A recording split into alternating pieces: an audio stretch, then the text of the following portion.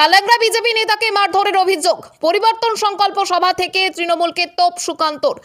বাঁকুড়ার তালডাংরায় পরিবর্তন সংকল্প সভা থেকে বিস্ফোরক অভিযোগ তুললেন বিজেপির কেন্দ্রীয় শিক্ষা প্রতিমন্ত্রী সুকান্ত মজুমদার। তার অভিযোগ, তালডাংরা অঞ্চলের বিজেপির শক্তি প্রধান ফাল্গুনী পাল ওরফে পিন্টু পালকে পরিকল্পিতভাবে মারধর করেছে তৃণমূল কংগ্রেসের নেতারা। অভিযোগের তীর সরাসরি অঞ্চল সভাপতি সৌমেন মাঝি, যুব সভাপতি সাগর লায়েক, পার্থ হালদার ও নিতাই পালের দিকে।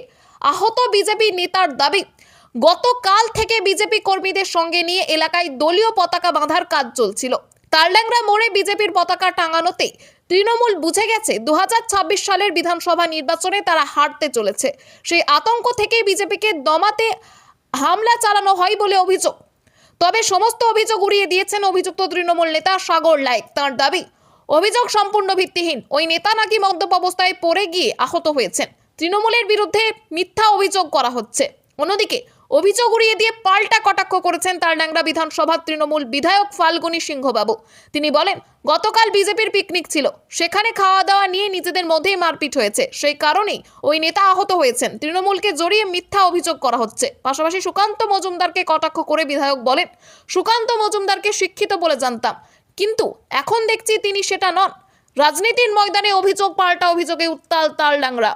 কালকে রাত্রে আমাদের কর্মীকে মেরেছে। আমি আমার জেলা সভাপতিকে বলছি যে আজকে অথবা কালকের মধ্যে এফআইআর করার ব্যবস্থা করুন। ফাল্গুনী পাল আমাদের শক্তি কেন্দ্র প্রমুখ, তাকে মেরেছে হচ্ছে তৃণমূলের অঞ্চল সভাপতি এবং যুব সভাপতি সৌমেন মাঝি, সাগর নায়েক, আর তাদের সাথে দুজন ছিল। থানার আইসি সাহেব, এইখানে দেখছেন তো নীল রং, আপনাকে আমি স্পষ্ট বলে যাচ্ছি, আমার জেলা সভাপতি যাবে, এফআইআর নেবেন, এই অপরাধীদের বিরুদ্ধে উপযুক্ত ব্যবস্থা নেবেন। এরা যতই প্রেসার দিক, আপনি আইন অনুসারে কাজ করুন, 4 মাস 5 মাস পর এদের খুঁজে পাওয়া যাবে না। তৃণমূল পার্টি অফিসটা বন্ধ হয়ে যাবে, ওখানে ধর্মশালা তৈরি করবো আমরা। অপেক্ষা করুন কিছুদিন। না, আমার কাছে সেরকম খবর নেই। আমার কাছে তো নিজেদের গোষ্ঠীদ্বন্দ্বের খবর আছে। কোথায় পিকনিক নাকি ডেকেছিল, খাবার পায়নি, দিয়ে গন্ডগোল মারপিট করেছে, তৃণমূলের নামে চালিয়ে দিলে চলে যাবে। সুকান্ত মজুমদারকে যারা ইনফরমেশন দিচ্ছেন, সুকান্ত মজুমদার শিক্ষিত মানুষ বলেই জানতাম আমি, যদিও আজকে যা বক্তব্য রেখেছেন শুনলাম, তারপরে ওনার শিক্ষা দীক্ষা নিয়েও আমার প্রশ্ন থাকবে। কালকে তো ওদের একটা পিকনিক ছিল শুনেছি, চেচুড়ি ইকো পার্কে, সেখানে খাবার শর্টেজ হয়েছিল, নিজেরা মারপিট করেছে, তারপর নিজেদের গন্ডগোলেই আবার কোথাও ঝামেলা করেছে কিছু। তৃণমূল কংগ্রেসের কোনো নেতা কর্মী কেউ এর সঙ্গে জড়িত নেই। কাল রাত্রিতে ফ্ল্যাগ বাঁধা হচ্ছিল, কাল সকাল থেকে পার্টির মিটিংয়ের জন্য ফ্ল্যাগ বাঁধা হচ্ছিল। কাল রাত্রিতে ফ্ল্যাগ বাঁধার পর পার্টি অফিস থেকে 9:30টার সময় বার হয়ে আসি।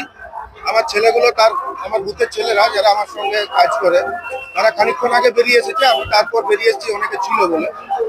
আমি একা যখন আসি, এখানে এক বন্ধুর সঙ্গে দেখা হয়, তার সঙ্গে দাঁড়িয়ে আমি কথা বলছিলাম। হঠাৎ করে 4 চাকা গাড়িতে 4 জন মিলে এসে আমার কাছে গিয়ে আমাকে কলার ধরে টানতে টানতে নিয়ে এসে আমাকে জোরপূর্বক গাড়িতে তোলার চেষ্টা করে। তৃণমূলের অঞ্চল সভাপতি, যুব সভাপতি, তার সঙ্গে আরো 2 জন, নিতাই পাল আর পার্থ হালদার। আক্রমণ, বিজেপি ক্ষমতায় আসছে, আমি বিজেপি পার্টির কর্মী, আমি তালডাংরা অঞ্চলের শক্তি প্রমুখ প্রপাত তালডাংরার, আমার সাথে আমার পাড়ার ছেলেরা আছে, কর্মীরা আছে আমার সাথে, সেই কারণে ভয় ভীতিতে এরা এভাবেই সন্ত্রাস চালাচ্ছে। এটা এদের নীতি। থানা এই যে সকলে এখন এই আমাদের কেন্দ্রীয় প্রতিমন্ত্রী বলার পর সকলে মিলে জেলাতে যারা ছিল 4 জন গাড়ি থেকে নেমেছে, 4 জনের নামেই অভিযোগ হবে। তৃণমূলের যুব সভাপতি এবং 2 জন, নিতাই পাল আর পার্থ হালদার, অভিযোগ জানানো হবে।